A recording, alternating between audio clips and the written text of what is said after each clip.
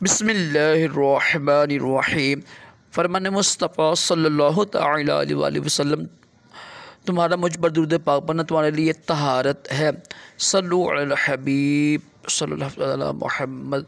आजिज़ी करना अजीम सुन्नत है हमारा कराशत अतारी न्यू रूहानी इलाज लेकर पेश खिदमत।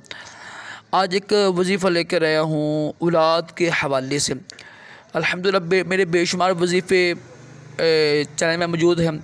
रसोली का भी इलाज है अल्हम्दुलिल्लाह, जिनकी औलाद नहीं है औलाद उनका भी इलाज है। 18 का भी इलाज है अल्हम्दुलिल्लाह।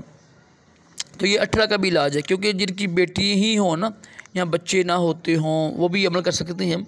ये बेहतरीन इलाज है 18 का।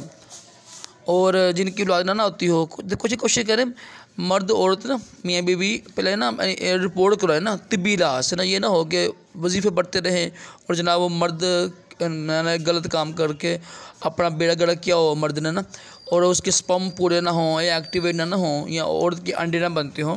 तो ये मुकम्मल हर चीज़ देख के ना दोनों रिपोर्ट करा के ना फिर ये वजीफ़ा शुरू कीजिएगा।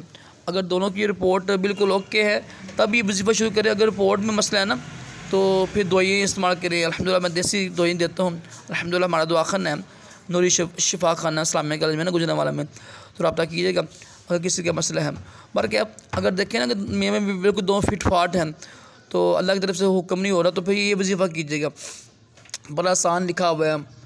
एक सेब लेकर ना और सेब के सामने रख कर तो ये 900 मरतबा ये पढ़ना है। अवला खदूशी पढ़ लीजिएगा ना, हुम्मल अमरु वज्जाअन नस्रु, हुम्मल अमरु वज्जाअन नस्रु।